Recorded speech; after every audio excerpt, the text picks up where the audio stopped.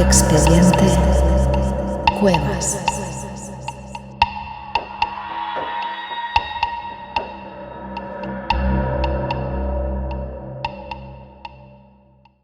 Hola, ¿qué tal?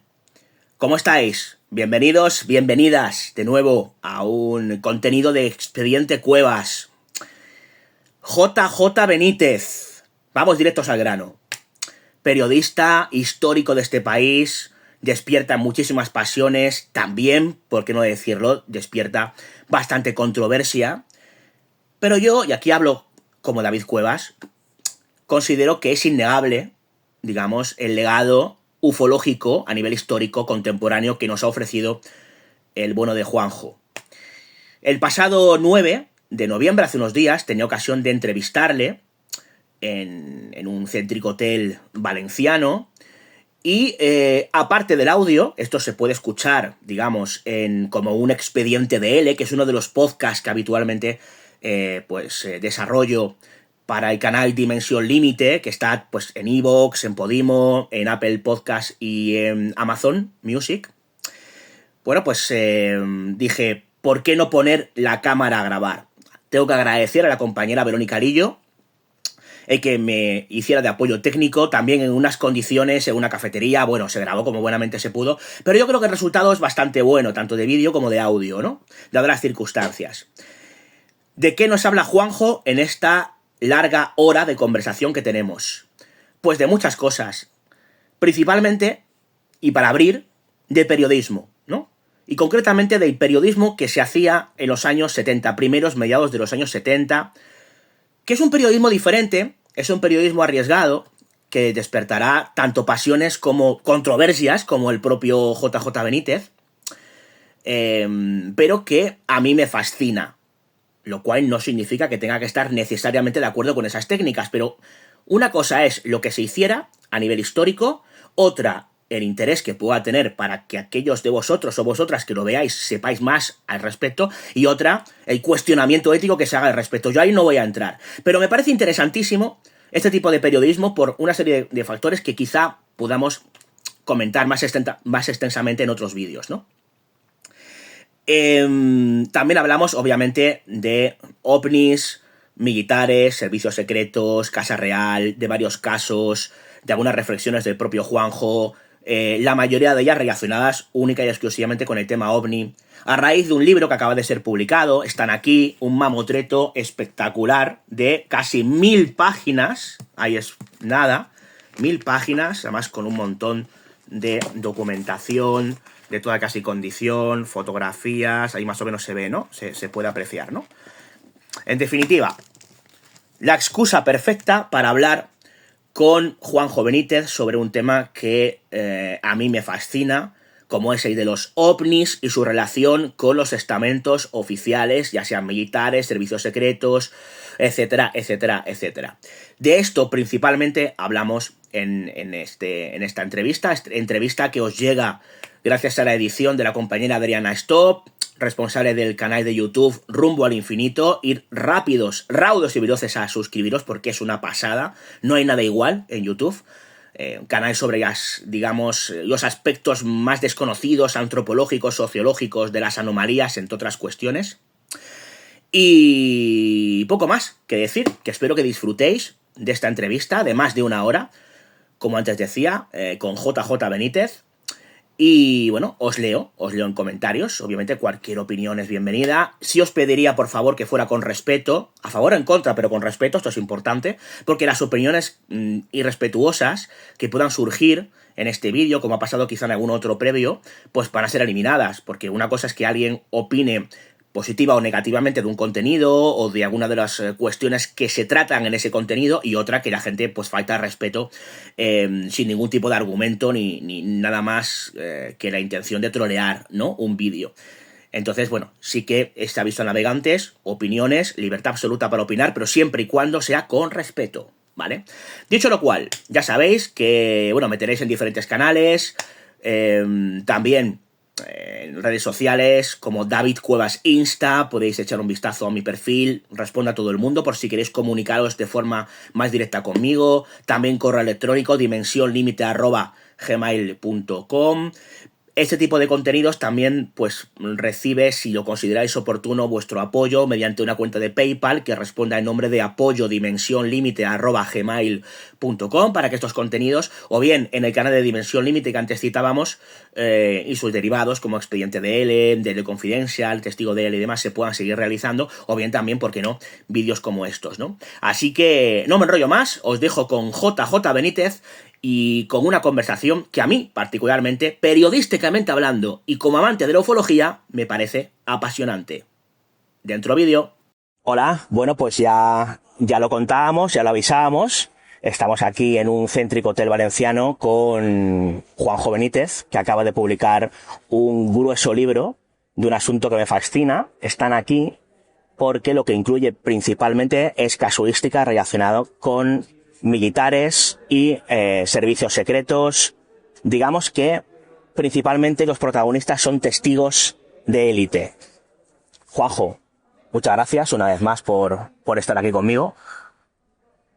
Y la primera pregunta que te haría es, teniendo en cuenta aquello de que dicen que la mejor forma de entender nuestro presente es conocer nuestro pasado, y sabiendo que este libro tiene como motor principal el periodismo de investigación, ¿cómo era ese periodismo de investigación o ese periodismo que tú ejercías cuando tenías apenas 20 y pocos años en la Gaceta del Norte, incluso un poquito antes de que empezase a fascinarte por el asunto OVNI? ¿Cómo era ese tipo de periodismo y cómo influyó en ti a la hora de investigar en los años venideros?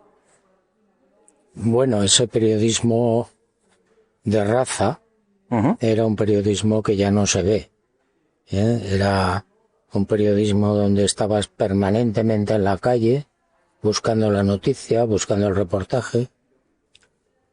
Hoy no, hoy el periodismo que yo conozco, que sé, es un periodismo de ruedas de prensa.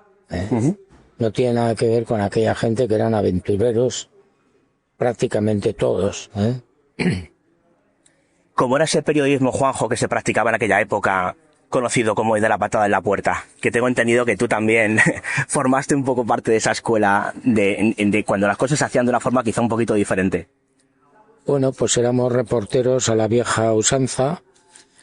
Estábamos prácticamente todo el día patrullando la ciudad o la provincia o el sitio donde estuviera el periódico a la búsqueda de la noticia. Estábamos en los centros propios de sucesos, bomberos, hospitales, policía, y lo que hacíamos era pues pasar diariamente por todos esos lugares preguntando a ver qué noticias se habían producido.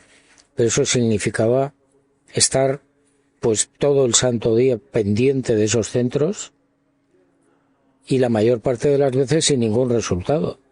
Hasta que de repente un día ibas por la noche al cuerpo de bomberos a hacer tu rutina y te encontrabas con que un autobús de portugueses se había caído en el río Ebro en Zaragoza, ¿no?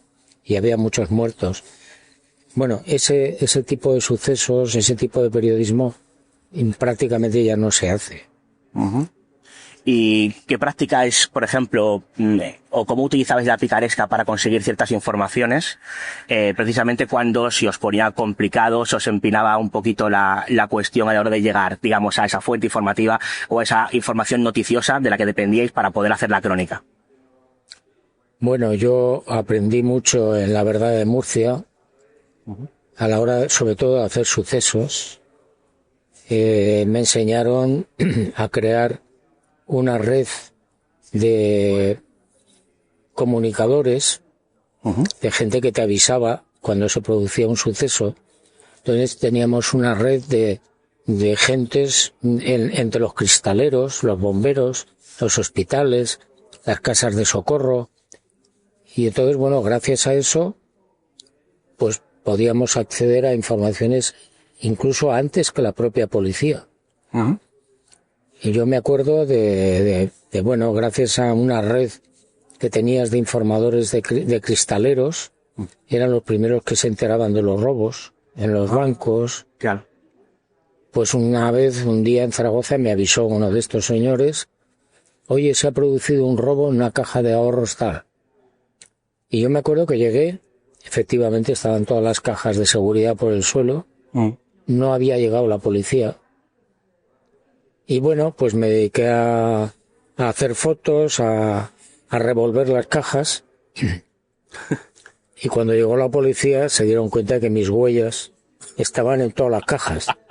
Me llamó el jefe superior de policía y me echó una bronca espantosa. De ese tipo de anécdotas has tenido bastantes. Quiero recordar con tu inseparable compañero de batallas, Fernando Mújica, que era, digamos, el fotógrafo que acompañaba al periodista para documentar la noticia como tal, ¿no? Sí, de esas aventuras ha habido muchísimas, ¿no? Y efectivamente muchas las viví con Fernando. Bueno, una de ellas fue terrible porque nos crucificaron. Hubo un atropello en Bilbao de una chica joven. Y bueno, llegamos, me avisaron, llegamos antes que la policía. Estaba el cadáver en el suelo, en un puente. Y Fernando Mújica no se le ocurrió mejor cosa que registrar el bolso de la chica. Sacó el carnet de identidad, vio la dirección de su casa y nos fuimos para su casa. Llegamos a la casa, la mujer, la madre, no sabía lo que le había pasado a la hija. Ostras. Y entonces, nada, entramos en la casa, no sé con qué excusa. Tenía la mesa preparada para la cena. Sí. Y nada, Fernando le hizo las fotos de la señora, con su mesa puesta, con sus platos allí, esperando a la hija. Por supuesto, no le dijimos nada de lo que había pasado. Pero la mujer se extrañó mucho, llegaron allí 2 periodistas a hacerle fotos. Salió en primera página al día siguiente y nos crucificaron. ¿Por qué os crucifican? Pues hombre, porque los periodistas consideraron que no era ético lo que habíamos hecho. No le informasteis en ningún momento de lo que había sucedido, no fuisteis los portadores de la noticia en este caso, ¿no? Entiendo. No, yo creo que ahí nos comportamos con prudencia, porque además no era nuestro papel, ¿no? Pero la pobre mujer se quedó muy extrañada, ¿no? De 2 periodistas que venían ahí a hacerle fotos. Y al poco se enteró, claro. ¿Qué más anécdotas recuerdas de aquella época con Fernando Mújica? Parecidas. Bueno, muchísimas. Yo me acuerdo una vez que estábamos haciendo un reportaje en el puerto de Bilbao. Había 2 buzos profesionales de los de la antigua usanza y fuimos a hacerles un reportaje y nos contaron que había un galeón muy antiguo de la Edad Media hundido allí en el Abra con no sé cuántas cajas llenas de oro. Lo publicamos, no nos hizo caso nadie.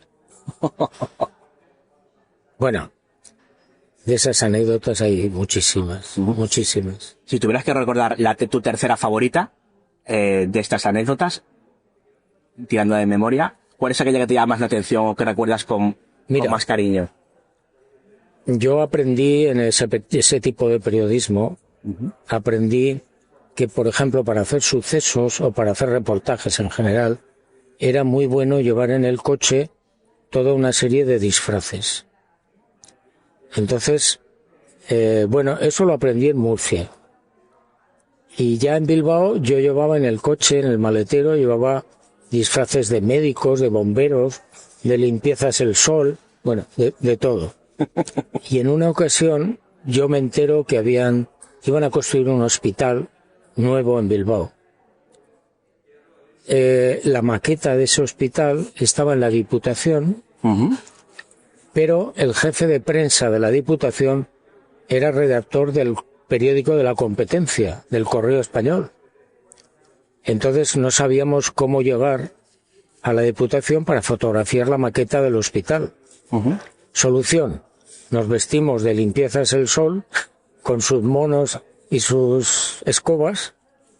Llegamos a la Diputación y dijimos, ¿dónde está la maqueta? Allá arriba. Entramos, fotografiamos la maqueta y nos fuimos. Y lo sacamos en primera. El Sol era una marca, ¿no? Entendemos. Sí, era una empresa de limpieza. Empresa de limpieza. ¿Y qué más disfraces utilizaste en aquella época? Utilicé mucho el de médico. ¿El de médico? Sí. Por ejemplo, en Bilbao hay un gran hospital que se llama Cruces, sí, donde al final a mí me prohibieron la entrada porque yo entraba y interrogaba a la gente, a los pacientes, por lo que hubiera ocurrido, ¿no? Y lo sacaba en el periódico. Entonces ya se enfadaron tanto conmigo que me prohibieron la entrada. Solución: vestirme de enfermero o de médico. Entraba con mi bata de médico, mi gorro, mi credencial, Sí. y ya pues entraba a donde fuera. Y me acuerdo, una de las últimas veces que utilicé ese disfraz fue una señora que, la pobre, había confundido un cartucho de dinamita con una vela. Prendió el cartucho y se le volaron las manos. ¡Ostras! Entonces tuve que entrar para hacerle la entrevista, fotografiarla. Solución: vestirme de médico. ¡Ostras! ¿Utilizaste alguna vez la técnica literal de la patada en la puerta? Que luego la haría popular Corcuera con otros motivos y con otros usos, ¿no? Sí, muchas veces. Pues nos llamaban la brigada del pie en la puerta. La brigada de pie en la puerta. Sí, muchas veces, porque lo que hacíamos era, cuando llamábamos, nos abrían, explicábamos quiénes éramos, qué queríamos, nos cerraban la puerta, pero entonces poníamos el pie. Sí. Por eso nos llamaban la brigada del pie en la puerta. Bueno, dependiendo de la fuerza con la que os cerrara la puerta, a lo mejor os llevabais una buena herida en el pie, porque claro, o sea, estar aguantando ahí. Sí, no, además era peligroso. ¿Cuál fue la anécdota más surrealista que tuviste a este respecto, que tú recuerdes, de pie en la puerta? Pues ahora mismo no me acuerdo, la verdad, porque fueron tantas, fueron años enteros. En materia de disfraces, vamos a dar un salto. ¿Alguna vez te has disfrazado para conseguir algún tipo de información relacionada con los ovnis? No me he disfrazado, pero he hecho algo peor. Por favor. Pues llegar al Ministerio de las Fuerzas Aéreas del Aire en Madrid,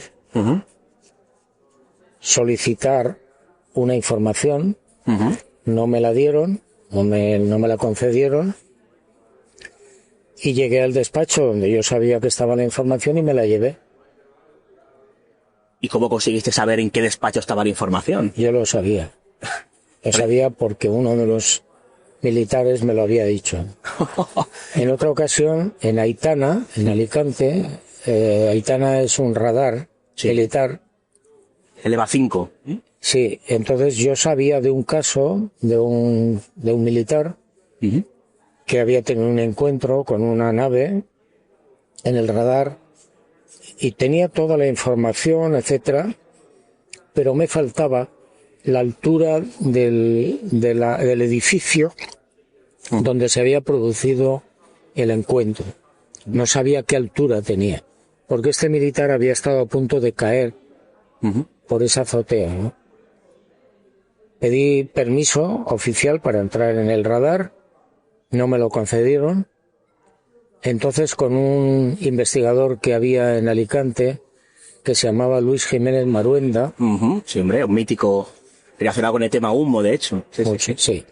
Entonces le expliqué la situación, le dije, mira, lo único que quiero es entrar en el radar y hacer unas fotos o medir la altura de ese edificio donde estaba el radar, por donde podía haber caído el oficial, ¿no? ¿Qué hacemos? Y me dijo, mira, muy fácil. Él dirigía una revista en Alicante, era una especie de guía de turismo. Y entonces me dijo, nada, yo voy a pedir permiso al radar para que me dejen entrar a hacer un reportaje y tú me acompañas de fotógrafo, anónimo. Y efectivamente entramos en el radar, yo iba con unas gafas de sol, hicimos las fotos, vi todos los sitios, todo lo que tenía que ver, pero no me di cuenta, y en esos días yo presenté un libro en Alicante. Sí. Y entonces se dieron cuenta. El tipo que venía con las gafas era este fulano. Entonces, al cabo de unos días, un señor que se llamaba Nacho Bastida, que fue el primer coronel que llevó a cabo la desclasificación en el MOA. Nos reunimos en Madrid, me puso verde. Pero Ángel Bastida, ¿no? Sí, Nacho Bastida. ¿No Sí. Ángel? Sí, Nacho, sí. Y me dijo, bueno, me puso a parir. Y dije, bueno, si es que no me disteis el permiso oficial para entrar. Bueno, No importa. ¿Has hecho fotos? Sí. Enséñamelas porque no conviene que el enemigo conozca esas fotos. ¿Pero qué enemigo? Le dije. Los árabes. Y dije, bueno, pues nada, le entregué unas fotos, unas diapositivas, se quedó con 3 o 4 y punto, bueno, pero conseguí entrar. Hay una leyenda que dice que en cualquier sitio, por remoto que sea, por muy bueno que sea el soplo al investigador local de turno, cuando llegaba al lugar y empezaba a preguntar, precisamente para tratar de localizar a la persona que había visto un ovni, decían, pero bueno, si ya estuvo aquí del caballo de Troya, el J. Benítez ¿cómo lo hacías para plantarte prácticamente en cualquier pedanía, por muy remota que fuera, para conseguir llegar antes que nadie a conseguir información? Bueno, pues no sé, eso era la disciplina del periodismo, ¿no? Cuando yo me enteraba de un caso, si verdaderamente me interesaba, yo corría al sitio, ¿no? A interrogarlos y a averiguar. Y normalmente a veces me enteraba antes que los demás investigadores. Pero ¿cómo conseguías enterarte? Quiero decir, porque, claro, un pueblo recóndito, que un señor haya visto un ovni en medio del campo, ese señor se lo ha contado a lo mejor a un familiar o a lo mejor a la Guardia Civil, y luego, ¿cómo suele llegarte esa información? Bueno, depende. Oiga. A veces podía ser por la prensa, o podía ser por un amigo, o podía ser porque el mismo testigo te llamaba. Bueno, siguiendo con el tema militar, Juanjo, hay un hito histórico en lo que respecta a la ufología nacional, que es esta primera desclasificación no oficial de documentos. Y es que Felipe Galarza, que era el jefe del Estado Mayor del Aire, bueno, pues te facilita una docena de expedientes que tú acabas publicando primero en la Gaceta del Norte, si mal no recuerdo, luego en formato de libro, en aquel OVNIs, documentos oficiales del gobierno español, ¿no? ¿Cómo consigues que todo un jefe del aire te entregues a ti y solo a ti esos documentos? Bueno, yo estuve insistiendo durante un tiempo. Yo sabía que había información confidencial porque me lo habían dicho los propios militares. Y bueno, insistí con este hombre, con Felipe Galarza, y de esos milagros que ocurren en la vida, yo me imaginé que no iba a tener ningún resultado, ¿no? Y el tipo me llamó en una ocasión y me dijo, ¿puede usted venir a Madrid? Sí, tengo algo para usted. Ostras. Volví, fui a Madrid y efectivamente tenía 12 expedientes, archivo OVNI secretos, y me los entregó. Esto fue año 78. Tú llevabas 76. Con el tema de los ovnis un par de años. Llevas muy poquito tiempo. Yo había empezado en el 72, llevaba 4 años. 4 años. Vale, hay un documento que aparentemente está firmado por ti en el que propio Galarza o alguien, digamos, de su competencia te pide comprometerte a no hacer público esos documentos, lo cual, hombre, teniendo en cuenta que citar a un periodista para enseñarle algo así suena un poco a guasa, pero ese documento ha acabado publicándose y demás. ¿Qué pasó ahí? ¿A qué trato llegaste realmente? O sea, ¿te pidieron no publicar esa información? No, no fue así. A ver, yo le pregunté, lo primero que le pregunté a Felipe Galarza fue, cuando tuve los expedientes, dije, ¿yo puedo publicar esto? Y me dijo, por supuesto. Salí de su despacho y había creo que era teniente coronel, no me acuerdo, se llamaba Gorordo. Y el tipo me dijo, tiene usted que firmar este papel. Lo miré y ponía que yo no voy a responsabilizarme de esa información y que no voy a hacer uso de ella. Me quedé extrañado porque yo acababa de hablar con el general y me dijo que no había ningún problema, que utilizara la información. Con lo cual pensé que eso no tenía nada que ver con Galarza. Ese papel era otra historia, de alguien de allí, no sé de quién. Como no tenía otra opción, porque me hubieran quitado los documentos, firmé, claro. Y no hice ni caso. Bueno, a la vista salió tanto por la publicación en los periódicos como en el libro. ¿Te llamaron al orden a ese respecto? ¿Alguien te rindió cuentas por ese papel firmado? Al contrario, cuando yo publiqué los reportajes en la Gaceta del Norte, yo recibí una carta que conservo y que he publicado, donde Felipe Galarza me decía que lo había publicado con orden y estaba bien hecho. Con respecto a este tipo de documentación que manejas, Juanjo, ¿cómo lo haces para que ciertos estamentos de estas características confíen en ti para ser la única persona o la primera persona que publica este tipo de informaciones? ¿Dónde crees que está la clave? Porque había otros muchos investigadores que también estaban detrás y eran muy insistentes a este respecto. Bueno, pues no lo sé exactamente por qué, pero supongo que los militares que me han confiado esas informaciones fundamentalmente es porque están descontentos con la acción de sus compañeros. Cuando alguien hace una desclasificación como la del 92 y es tan chapucera y tan pésima, yo entiendo que haya militares que no están de acuerdo. Y por tanto, que en un momento determinado me llamen y me den la información real. Esa es la única explicación. No sé si escuchaste una entrevista que le hice a Joan Plana, en Dimensión Límite, te pasé copia, hace no mucho, hace un par de años, algo más, 2-3 años, en la que Joan Plana, que recordemos que fue una de las principales personas de ese grupo de civiles que ayudó al ejército a desclasificar o a explicar de forma un tanto polémica algunos de los casos, Joan Plana me reconoció que esa desclasificación de documentos militar fue un tanto chapucera, fue un poco una chapuza, fue la palabra que utilizó. Que a mí me pareció muy llamativo que una de las principales personas que trabajó con los militares y que tenía de hecho amplios conocimientos del mundo militar, acabara reconociendo eso. No sé si estás al tanto de esta información. Yo te la hice llegar hace tiempo, pero hace muchos años de esto ya. Y me parece algo bastante curioso. Bueno, pues porque es que fue una chapuza. Es decir, el Ejército del Aire, antes de desclasificar los expedientes, lo que hizo fue llamar a un señor que se llama Ballester Olmos, y este señor reunió una serie de amiguetes más o menos científicos para que estudiaran cada uno de los expedientes que le estaba dando el Ejército del Aire antes de la desclasificación, cosa que es ilegal. Y entonces estos señores, entre ellos el Plana, pues dieron sus opiniones respecto a lo que fuera el caso tal, diciendo pues que era el planeta Venus, chatarra espacial, globosondas, no sé qué, para acabar con el caso que fuera, ¿no? ¿Y eso qué es? Eso es una chapuza. Fruto de todo esto nace el libro que puede ser casi que la antesala de este Están Aquí, como es materia reservada. Y entonces empieza a haber una serie de correspondencias un tanto contradictorias que con el paso de los años se fue filtrando y a la que tuvimos acceso los aficionados a estas cuestiones, ¿no?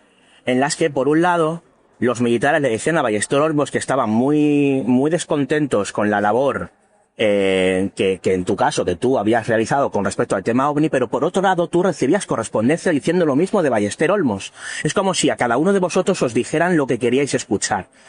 ¿No te da la impresión de que quizá hubo un poco un divide y vencerás por parte del ejército con investigadores con diferentes puntos de vista o diferentes maneras de plantear la investigación de los no identificados? Mira, en esos momentos los militares utilizaron a todo el que se ponía por delante. El señor Ballester Olmos pues fue un pobre imbécil que se aprovecharon de él, y este señor se paseó con una serie de individuos pidiendo información para explicar racionalmente lo que era cada caso. Y no le importó que pilotos o quien fuera, que estaban muy cualificados, pasaran por idiotas diciendo no, eso había sido un globosonda. Bueno, así se hace la historia. Lo que pasa es que, bueno, como pasa siempre en la vida, pues hubo uno de estos investigadores que se llamaba Will Smith, que en una visita que yo hice a Miami, a Orlando, me explicó, me dijo, mira, estoy muy descontento con este fulano, nos ha mentido, nos ha engañado a todos, y quiero que te lleves todo el archivo que yo tengo de Ballester Olmos. Y me llevé todo el archivo que conservo, con 56 cartas, 56, donde el tío, con su puño y letra, hablaba de cómo los militares le habían dado la información y cómo él había colaborado con los militares en la intoxicación del tema. creo que te lo facilitó con la condición de que lo publicases cuando él hubiera fallecido, ¿no? Si mal no recuerdo, Will Smith, así fue en tu página web. Y fue un auténtico boom para muchos aficionados que desconocían, ¿no? Estas artimañas. Insisto en esta cuestión, Juanjo, sabiendo y habiendo escuchado muchas veces diciendo que los militares constantemente engañan o manipulan en lo que respecta al tema OVNI, esto es algo que has comentado en varias ocasiones, ¿no crees que pudieron utilizaros también a los investigadores para tratar de generar ruido, malmeter, decir cada uno lo que quería escuchar? Pregunto porque insisto que hay correspondencia muy contradictoria hacia una parte de la historia o hacia otra, hacia Ballester o hacia ti. No, y esa correspondencia existe y está ahí, por ejemplo, ¿no? Hacia nosotros, hacia los investigadores de campo, no. Había una carta muy concreta que desaprobaba el hecho de que, por lo visto, tú pediste sus expedientes para poder publicar en un libro que se publicaría, digamos, con un sentido benéfico para una ONG de la elección de la reina Sofía, y hubo algunos militares, hay correspondencia al respecto, que se quejaban un poco, que te dieron largas y te dijeron que no era la manera como eso, o sea, esto existe, esto pasó tal cual. Entonces, por eso digo que da la impresión de que a unos les dicen lo que quieren oír y a otros le vienen a decir también lo que apoya un poco su tesis o su punto de vista. No, mira. ¿No lo ves así? No. Los militares se ocuparon antes de la desclasificación de llegar a un acuerdo con el señor Ballester. El señor Ballester habló con ese equipo de amigueces que tenían para desmantelar el máximo de casos. Cuando esa información llegó a los militares, al MOA, ellos desclasificaron los casos con unas consideraciones donde hablaban de que era chatarra espacial o lo que sea. Sí, lo que hemos comentado, sí. El resto de los investigadores lo que hicimos fue protestar por esa actitud. Primero del Ejército del Aire hacia este señor. Segundo, de la actitud de este señor con todos los investigadores que tenía a su alrededor a la hora de desmantelar el tema. Y el paso del tiempo nos ha dado la razón. La desclasificación española del 92 fue una chapuza. Fue una tomadura de pelo. Y este individuo, con todo ese equipo, esa camarilla, participó en el fraude. Aparte del aspecto militar, en tu libro también encontramos algunas revelaciones muy interesantes relacionadas con los servicios secretos, porque se habla mucho de militares, pero poco en lo que respecta a los servicios secretos y al interés que pueden tener en España con respecto al asunto OVNI. Tú citas, hay una fuente, al que denominas Reina, que te cuenta algo bastante rupturista con lo que oficialmente los servicios secretos durante muchos años han dicho al respecto de su presunto archivo OVNI, ¿no? Yo a este hombre le creo. Porque no solamente ha sido este señor, he tenido más información por parte de otros agentes que me confirman que lo que es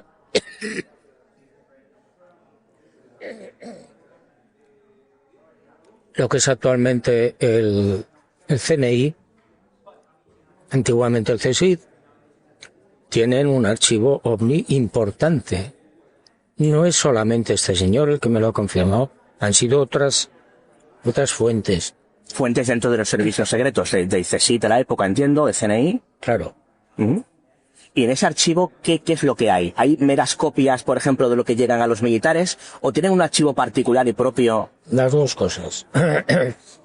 Tienen información llevada a cabo por los propios agentes o colaboradores de los agentes. No te lo pierdas. El señor Toaria era un colaborador del CSIC. Y de hecho lo nombraron director de la Ciudad de las Ciencias de Valencia. Luis Toaria, que es uno de los grandes, digamos, enfant terribles de todo lo que tiene que ver con los temas OVNI, ¿no? Uno de los principales detractores del asunto OVNI desde el punto de vista científico. Este señor colaboraba con el CSIC. Bueno. Pero ¿sabes a ciencia cierta que esto era así? ¿Tienes alguna prueba? Tengo pruebas de cómo este señor entraba con un coche, está publicado además, matrícula tal, conducido por un coronel entraba en la carretera de La Coruña, donde está la sede del CNI, Una de ellas, sí. una vez a la semana. ¿Para qué? ¿Qué es lo que te cuenta Reina exactamente? ¿Cómo? ¿Qué es lo que te cuenta Reina exactamente? Bueno, Reina me habla de... Yo le pregunté fundamentalmente por el archivo. Yo después me reuní con el que era director del CNI, Javier Calderón. y por supuesto lo negó todo. Pero entiendo que lo niegue, pues porque no tienen ningún interés en que eso se haga público. Pero es lógico que el CNI tenga ese tipo de información. ¿Por qué? Porque podría afectar a la seguridad nacional. No digo que afecte, que podría afectar. Entonces, cuando ellos tienen conocimiento de un caso importante, como la mayor parte de los agentes del CNI son militares, la información que reúnen los militares acaba en el CNI. Hace unos días, la semana pasada, yo coincidí con Alberto Saiz, que fue el director del CNI entre años 2004 y 2009. Y le pregunté sobre el tema de la posibilidad de que tuvieran algún tipo de archivo OVNI. Él lo negó muy tajantemente, dijo que le habían preguntado en varias ocasiones por ese tema y me dijo algo así como que a ver si dejáis de mentir. Es curioso. La información que yo he recopilado en los últimos años, Juanjo, por hasta 4 fuentes diferentes, apuntan a lo que tú dices. Tanto el CSIC como el CNI, pero principalmente el CSIC, no solamente tenía un archivo OVNI, sino que tenía a 2 trabajadores, hombre y mujer, trabajando, entre otras cuestiones, en el asunto OVNI y haciendo investigaciones propias. Hay varios informantes de diferentes ámbitos que coinciden en esta información. Mira, el hecho de que buena parte de los agentes del actual CNI sean militares, de todos los ejércitos, significa que cuando, por ejemplo, la Armada tiene conocimiento de un caso OVNI, por ejemplo, hubo 2 submarinos que tuvieron encuentros con OVNIs, el Tonina y el Delfín. Se hizo una información, se hicieron expedientes muy completos de todo el personal que había visto esos objetos, de lo que aparecía en los radares de los submarinos, etcétera. Eso fue a parar al CSIC. De esos hay, no te voy a decir el número porque no lo sé, pero en el Ejército del Aire había, en la época que yo hablé con Galarza, había más de 500 expedientes. El CSIC en estos momentos puede tener el doble. Quieres que los conservas porque sabes que hay un sistema de destrucción de archivos que con el paso del tiempo se van filtrando, más que nada por una cuestión de espacio. Quiero decir, ¿crees que conservan al actual CNI de hoy? Eso no se destruye. En este caso, ¿consideras que no está destruido? No. Se pueden destruir casos, pues no sé, de alguien que ha cometido una estafa en no sé dónde. Bien, eso puede ser que al cabo de unos años se destruya. Pero yo lo dudo incluso, ¿eh? En el CNI no se destruye nada. El último informante que a este respecto me dio esta información es el conocido polémico comisario Villarejo, que tuvo mucha relación con los servicios secretos, y él me contaba que había un departamento que llamaban de forma informal como de asuntos inexplicables, en el que no solamente el tema OVNI, sino otros temas también formaban parte de esos archivos, ¿no? Es la última información que obtuve a ese respecto. ¿Has hablado con alguien más, algún otro director del CNI, aparte de hablar con Calderón? Sí. Sí, y ahí te encuentras con la sorpresa de que tienes las caras de Belmez. Las caras de Belmez están ahí. Ahí están. ¿Qué me dices? Hay un archivo, un informe exhaustivo. ¿Has tenido acceso a ese archivo? Tenían acceso a todo. ¿Tú has tenido acceso a esa información? No. O sea, no sabes lo que ponía respecto del tema. No tengo ni idea. Pero alguien te ha contado que parte o una de las historias que hay en este archivo está relacionada con las caras de Belmez. Claro, y no solamente con las caras de Belmez, sino con otros asuntos de tipo paranormal, no exactamente del tema ovni, sino de tipo paranormal, pues yo que sé, que había un muchacho que desaparece, un niño en no sé dónde, en Málaga, El niño pintor de Málaga, ¿no? Famoso por caso. ejemplo. Y entonces, bueno, pues hay todo un dossier de seguimiento de la desaparición de este niño, ¿no? Y así hay muchos casos a los que yo no he tenido acceso. ¿Se puede saber con qué otros directores has hablado del CNI o de CSIC? Del Cazar, De Escallar, ¿no? sí, y Calderón. De Calderón, son ellos dos. ¿Y de Escallar qué te contó? Nada, Nada. lo negó todo. ¿Te recibió? O sea, ¿te llegaste a entrevistar con él? ¿O No. fue una consulta, digamos, Por carta, epistolar? ¿No? por escrito.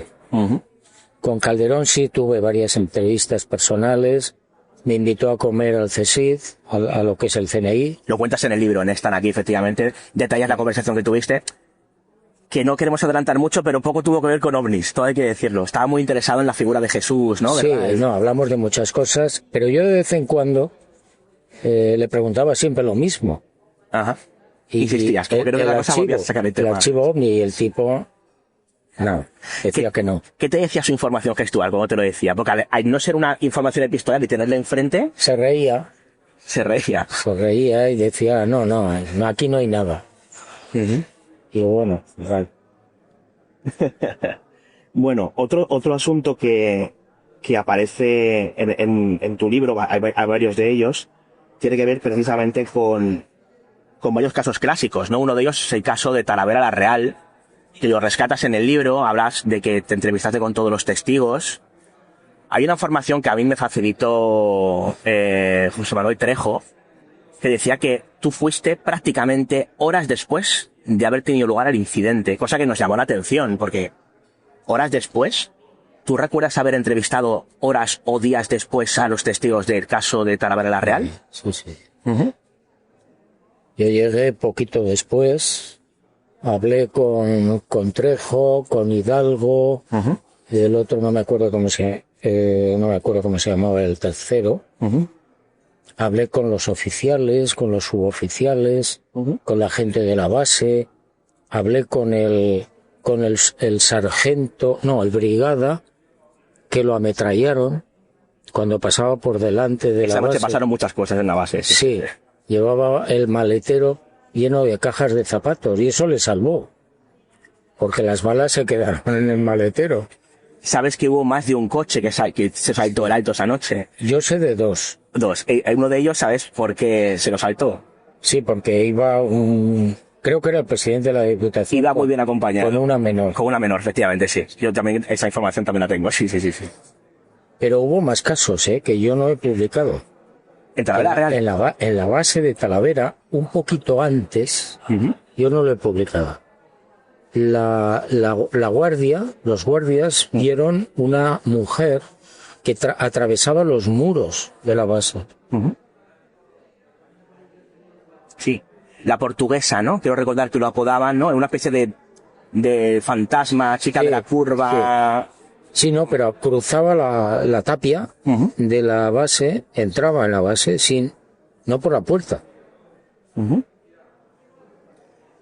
Casa Real, tengo que preguntarte. Y de todos bien sabido la buena relación que tienes con la reina Sofía. Bueno, no sé si mantienes relación con ella. Sí, mantengo relación con ella, pero ya no personalmente. De forma epistolar o telefónica. Epistolar. Y te sigue preguntando sobre ovnis o ya habláis de temas más personales. No, ya ha pasado mucho tiempo y ya casi no hablamos de ese tema, ¿no? Juanjo, a mí me llegó una información hace años por parte de Julio Marbizón. Él me cuenta que a primeros del año 75, mediados, se programa una reunión liderada por el por entonces príncipe Juan Carlos, año 75, en la que se iba a discernir en esa reunión a quién debía competir todo lo que tenía que ver con la información OVNI, si al aspecto civil, al aspecto militar, y que en esa presunta reunión iba a haber una serie de personas relacionadas con la ufología reuniéndose con este caso con el príncipe Juan Carlos, y entiendo que con la princesa Sofía. Y uno de los ufólogos que iba a participar en esta reunión eras tú. Reunión que finalmente no se hace porque tuvo lugar días antes del fallecimiento de Franco, con lo cual se pospuso a perpetuidad. ¿Esta información es cierta? Yo no tengo ni idea de eso. No te consta. Ni me consta, ni se habló de eso, ni nada de nada. Hablamos de Juan Carlos siendo un príncipe. Bueno, iba a ser rey muy poquito después, pero en ese momento todavía no... Yo no sé ni. No me consta. Bueno. No te consta. En lo que respecta a la Casa Real, Juanjo, ¿ha habido más movimientos de interés por parte de Casa Real en lo que respecta al tema OVNI? Porque sabemos, por ejemplo, que sí que ayudó o hizo de soporte para que la desclasificación de documentos tuviera lugar en algún momento, ¿no? Presionó a su manera, de forma un tanto informal, a los militares para que se desclasificasen expedientes. Es decir, había como cierta camaradería entre, imagino que liderado por la reina Sofía en Casa Real, y los investigadores, digamos, que queríais conocer la verdad de lo que había tras esos archivos. ¿Recuerdas aquella época? Sí, yo recuerdo haber hablado con la reina Sofía en diferentes ocasiones sobre el tema. Le expliqué que los militares tenían, la Fuerza Aérea tenía mucha información. Y a raíz de esas conversaciones, ella llamó a la Fuerza Aérea y solicitó a ver si le podían facilitar algunos expedientes del tema OVNI. Y efectivamente se los dieron. Yo supongo que mutilados, pero se los dieron. ¿Es posible que ella, la reina Sofía, presionara de alguna manera para que se llevara a cabo la desclasificación? Es posible, pero no me consta. Juanjo, no sé si estás al tanto, porque bueno, esto te lo voy a preguntar porque se hizo público.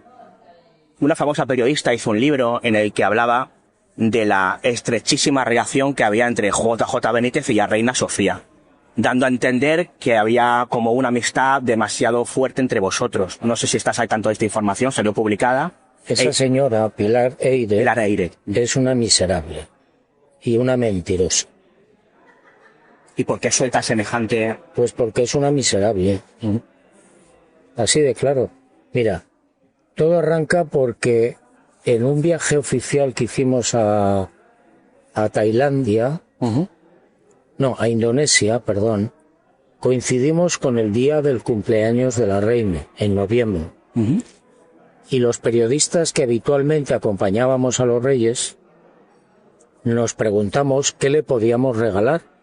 Y estamos hablando de un 4 de noviembre y estábamos hablando de un día 2. Entonces alguien del grupo, estaba Pilar Cernuda, Jaime Peñafiel, Iñaki Gabilondo, bueno, 8 o 10 periodistas. Sí. Alguien se le ocurrió y dijo, oye, a ti te gusta hacer poesía, me dijeron a mí. ¿Por qué no le escribes unos poemas? Ah, qué bueno. Claro. Bueno, pues vale, pues me puse en una noche, le escribí, compramos un álbum de fotos y le escribí los poemas en el álbum de fotos. Y al día siguiente o al otro día, entre todos, le entregamos el álbum de fotos, que debe estar en la zarzuela, pues yo no hice copia. A raíz de ese asunto, esta señora empezó a decir y a propagar por ahí, en televisión, en un libro, etcétera, que yo estaba enamorado de la reina. Bueno, básicamente decía que era algo mutuo. Eso es, en esa línea. Eso es una calumnia propia de una señora que no tiene escrúpulos. Tú no has hablado con ella, contigo no contrastó esta información, entiendo. Yo no he hablado con ella, ni quiero hablar. Lógico. Josef Allen Hynek, hablas de él en el libro. ¿Cómo fue tu relación con Hynek? ¿Qué te contó Hynek? Porque es un personaje, yo creo que bastante importante. Mira, yo conocí a Hynek en México hace muchos años, en casa de un director de la revista Contactos Extraterrestres, que se llamaba, o se llama, no sé si seguirá vivo, Ariel Rosales. Ariel le había invitado a Hynek a su casa a cenar, y yo coincidí en México y fui a cenar con ellos. y tuve una larga conversación con Hynek. A él le interesaba muchísimo los expedientes que me había dado Felipe Galarza en el año 76, octubre del 76. Y yo le estuve explicando, le hablé y le proporcioné una copia de los informes. Y luego seguimos hablando, seguimos en contacto. Yo heredé todo el archivo fotográfico de Hynek. Todo el archivo fotográfico lo tengo yo. Ostras. ¿Y cómo llega a tus manos el archivo fotográfico de Hynek? Pues mira, llega de una manera muy simple. Hynek tenía un amigo en Miami que se llamaba Virgilio Sánchez Ocejo, que era un investigador. Cuando muere Hynek, o lo matan, el archivo lo hereda Virgilio. Y Virgilio, antes de morir, me llama y me dice, oye, yo quiero darte a ti el archivo. Y yo me fui a Miami y me traje el archivo de Hynek. Joseph Eren Hynek, para quien no lo tenga claro, a él le debemos la famosa clasificación ufológica de cuentos de primer tipo, segundo tipo, tercer tipo, cuarto tipo. No sé si estás de acuerdo con esta clasificación histórica de Hynek. Sí. Sí, ¿no? Y Hynek también tuvo una férrea relación con el proyecto Libro Azul, que es algo de lo que creo que también te habló, ¿no? Sí. Hynek se decepcionó cuando trabajaba para la Fuerza Aérea Norteamericana, y esas causalidades que ocurren en la vida de vez en cuando, acudió un día al departamento de la Fuerza Aérea de un capitán que se llamaba Quintanilla, donde, bueno, pues él iba allí, examinaba los informes de ovnis y daba su veredicto. Pero el día que llegó a su despacho, el hombre se había ido a almorzar. Y el ayudante le dijo, no se preocupe, espérele aquí en su despacho. Ah, vale. Hynek se sentó en su despacho, la mesa llena de papeles, y el tipo se puso a mirar papeles. Y se dio cuenta de que había expedientes OVNI que nunca se los habían pasado a él. Y que eran muy interesantes. Y nunca se los pasaron. Entonces Hynek se dio cuenta, ¿no? Dijo, bueno, me están utilizando. Porque los casos verdaderamente importantes no me los habían pasado. A partir de ahí, Hynek no quiso saber nada con la Fuerza Aérea. ¿Tuviste relación con otros ufólogos internacionales de la talla, por ejemplo, de Jacques Vallée o Aimé Michel? Estuve con Michel, no llegué a coincidir nunca. Con Jacques Vallée sí. Tuve un par de ocasiones en las que coincidí con él. Hablamos. Bueno, es un hombre muy bien informado, muy honesto, y bueno, pues ha hecho para mí un trabajo excepcional, ¿no? Es decir, es un referente, igual que Hynek. ¿Cuáles son tus referentes? Creo que nunca te he preguntado esto, Jo. Tus referentes ufológicos españoles. Hombre, no sé, por antigüedad. Por lo que tú consideres. Por antigüedad, para mí uno de los mejores ufólogos, con todos sus defectos del mundo, fue Manuel Osuna, de Umbrete en Sevilla. Fue un hombre que a mí me enseñó muchísimo. Y luego hubo un par de investigadores también de provinciales, de regiones, que fueron señores espléndidos, ¿no? Hicieron un gran trabajo. Y poco más. ¿No tienes ningún referente más? Bueno, yo sé que te une una gran amistad y una gran admiración por Faber-Kaiser, ¿no? Que también podríamos considerar ufólogo, ¿no? Hasta cierto punto. No, fue un gran investigador. Muy valiente, además. Y yo pienso que lo mataron. Ya. Lo mataron porque le inocularon el SIDA, creo. Faber-Kaiser trabajó mucho en lo que fue el síndrome de la colza en aquella época, y descubrió que no había sido la colza lo que había matado a 2000 y pico personas en España. Su libro, que ha sido republicado, ¿no? Publicado de nuevo, reeditado por Reediciones Anómalas, desde luego, pues constituye un hito en lo que respecta, digamos, a las investigaciones realizadas a ese respecto. Se esté más o menos de acuerdo con sus investigaciones, dio un paso que no todo el mundo se atrevió a dar, ¿no? Y eso pues no, fue muy valiente y yo pienso que le costó la vida. Él descubrió, a raíz de las investigaciones del doctor Muro, que formaba parte de un equipo de médicos, que descubre que el aceite de colza no fue el causante de la intoxicación, fueron unos tomates. Tomates que, haciendo la investigación, descubrimos que llegan en un avión Hércules por delante del secretario entonces de Estado, el general Alexander Haig. Muro descubre que son los tomates, no la colza, y qué curioso, el doctor Muro y 4 de sus médicos del equipo, todos los 5, mueren de cáncer. Rosón, ministro del Interior en esos momentos, muere de cáncer. Y Ernest Lluch, ministro de Sanidad, supuestamente lo mata ETA. Cuando yo leí el manuscrito de Faber-Kaiser antes de que lo publicara, Pacto de Silencio, yo le dije, Andreas, esto te puede costar muy caro. Y no me equivoqué. Bueno, ahí está Pacto de Silencio para poder revisarlo, ¿no? Te he preguntado por tus referentes. Me da miedo hacerte esta pregunta, pero bueno, te la voy a hacer. ¿Cuáles son los ufólogos españoles que más daño han hecho a la ufología, según tu opinión? Los que yo llamo vampiros. Los que yo llamo vampiros, que no son ufólogos, son ufólogos de salón. Rara vez han salido al campo a investigar.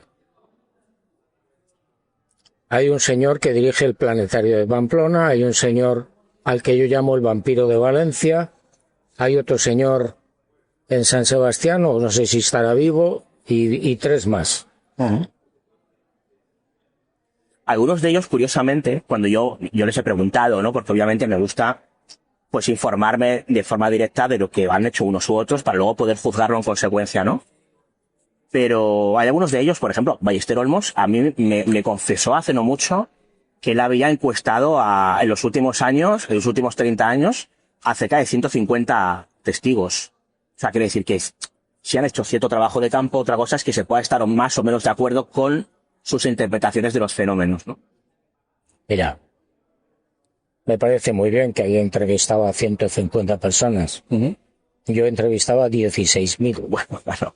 Entonces, en este caso, la comparativa. Claro, entonces, lo que no puedes hacer es decir, a ver, en el caso de Manises, que es un caso ya un clásico de la ufología, lo que no puedes decir es, no, es que eso fue un avión de la Sexta Flota. Pero oiga, ¿usted piensa que los pilotos de ese avión de la TAE eran deficientes mentales? ¿Usted cree que el señor Fernando Cámara, que salió en un F-1 de la base de los Llanos en Albacete, estuvo más de 1 hora tratando de interceptar a estos objetos, era un subnormal profundo? Se han arrojado explicaciones o posibles explicaciones al caso Manises desde la guerra electrónica. Los americanos hacían lo que les daba la gana, como Pedro por su casa, y digamos tenían cierta capacidad para, provocar perturbaciones en los equipos, proyectar lucecitas y cosas similares. Es una de las teorías que en los últimos años ha cobrado más fuerza como alternativa, como posible explicación al asunto Manises. Mira, el piloto del caza que salió del F-1 le decía, yo tenía delante a los objetos y cuando yo pulsaba o iba a pulsar la grabadora o la geometría de armamento o el radar, antes de que yo tocara, ya estaba inutilizado. ¿Qué significa eso? Que quien estuviera en esa nave o en ese objeto me estaba adivinando el pensamiento. Eso no lo hace ningún avión de la Fuerza Aérea Norteamericana. Lo que genera algunas dudas, Juanjo, en lo que respecta a Fernando Cámara, es que si repasamos las transcripciones de sus conversaciones con Torre de Control, no coinciden con lo que luego fue contando en diferentes medios. Es decir, cuando él ve, por ejemplo, esa luz, dice, anda, mira, esto es como lo que nos hicieron el otro día los americanos. Ese tipo de cosas están en la transcripción, digamos, de la conversación con torre de control. Y con el paso de los años, dio más detalles. Habrá quien piense, dio más detalles porque en aquel momento no quería hablar más de la cuenta por lo que pudiera pasar, o hay quien dice que esos detalles han engordado el relato, no sé si consciente o inconscientemente. Te digo esto porque es algo que se ha comentado en los últimos años y que se puede contrastar revisando esas transcripciones de lo que Fernando Cámara en un principio y originalmente habló con la torre de control. Mira, yo no sé lo que ha podido hablar Fernando Cámara. Yo lo que sé es que la información que aparece en el informe oficial y las primeras informaciones que él me contó a los pocos días de producirse el suceso en la propia base de Los Llanos es lo que te estoy contando. Es decir, alguien me estaba leyendo el pensamiento. Cuando yo intentaba darle a la geometría de armamento, el objeto que estaba delante me bloqueaba. Y el radar exactamente igual. ¿Eso quién lo hace? Los americanos, por supuesto que no. Pero voy más allá, mira. Cuando Lerdo de Tejada ve el objeto que se le aproxima al avión por su izquierda, el tío era un piloto que ya tenía muchas horas de vuelo. Bueno, iba con un copiloto también, ¿eh? Iba con un copiloto. Que eran 4 ojos, no eran 2. Claro. Y él me decía, yo no podía arriesgar el pasaje con un objeto que se está aproximando a mi avión, que nadie me responde, que ninguna torre me dice lo que está pasando.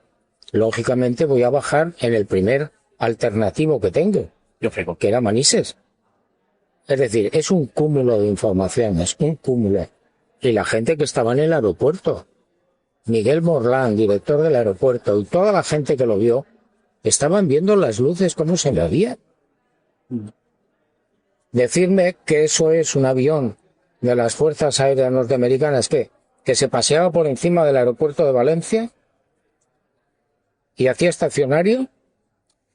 Bueno, en el 79 pasaron muchas cosas, entre otras lo de la Sexta Flota. Los cielos se convirtieron en un campo experimental, pero eso no tiene por qué dar explicación a un asunto tan desconocido, tan inexplicado a día de hoy, porque para mí lo sigue siendo como el caso Manises. Pero bueno, son dudas que se han planteado, digamos, en los últimos años, ¿no? No hay posibilidad de dudar del caso Manises. Si uno lo investiga a fondo, exhaustivamente, se da cuenta de que hubo varios objetos, no uno, varios objetos que se pasearon por encima del aeropuerto, que hicieron estacionario. Se quedaron quietos encima del aeropuerto. Y lo vieron 40 empleados. 40. Bueno, hay diferentes opiniones, ¿no? Yo en mi libro Inexplicado, no sé si le podéis echar un vistazo, ahí aparecen algunas de estas dudas, ¿no? Que hay al respecto, y obviamente con todas las informaciones, cada cual pues que se quede con lo que más le convenza, ¿no? Juanjo, ¿es el caso Lens Astrae el más espectacular de ovnis y pilotos de la historia de España?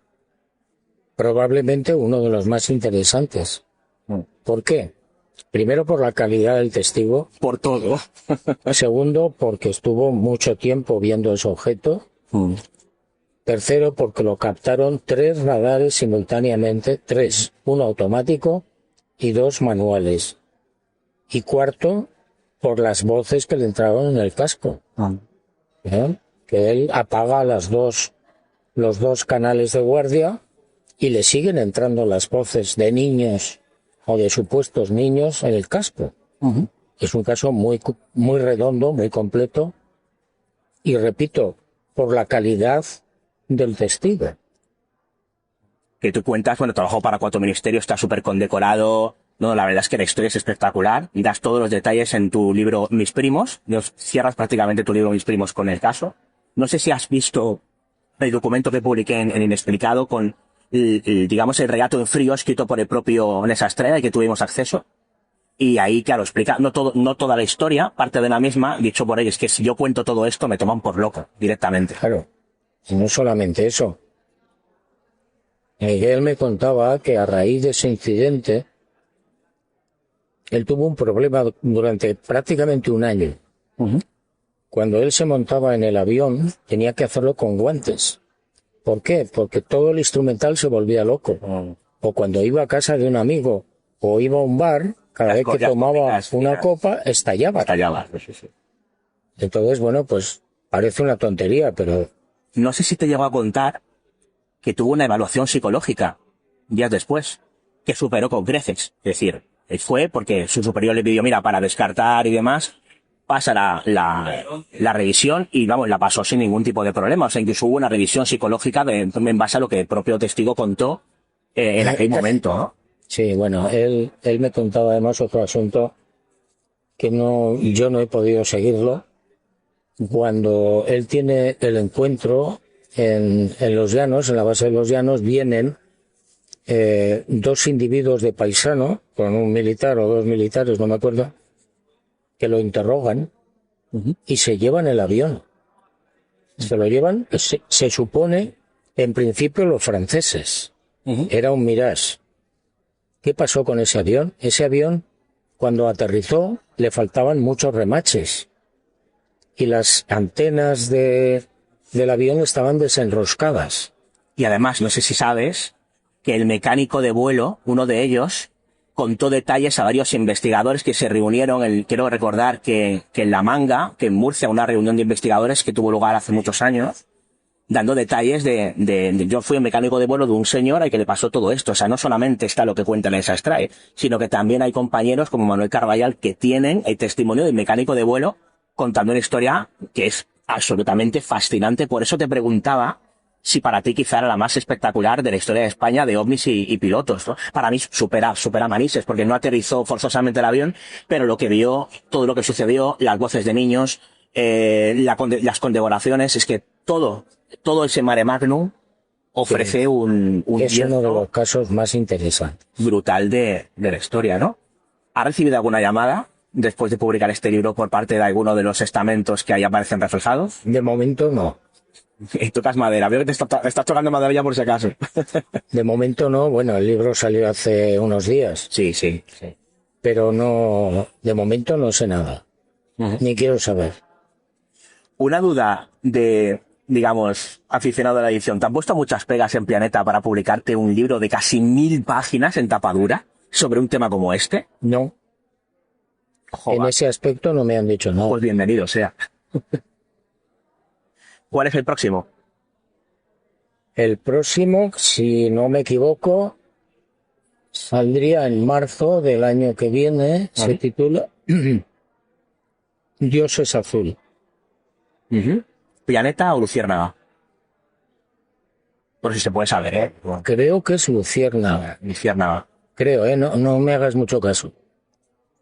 Y es un libro sobre 101 experiencias cercanas a la muerte. ¡Ostras! Eso le va a gustar mucho a nuestra amiga Verónica Lillo, que nos está haciendo la labor técnica. Son 101 experiencias, 101 casos de experiencias cercanas a la muerte. Es el primero de 6 libros sobre la vida después de la muerte, que ya están escritos. ¿Cuál será el siguiente volumen de esta saga empezada por Solo para tus ojos, mis primos y están aquí? Pues mira, tengo de este tipo de investigación, hay escritos, creo que son 5. 5 más. Sí. Creo que son 5 o 6.